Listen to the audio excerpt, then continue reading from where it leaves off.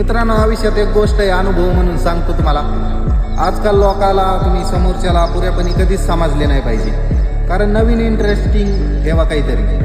कारण समोरच्याला असं वाटलं पाहिजे मित्रांनो की कधी असा बोलतोय हा, कधी असा बोलतोय हा.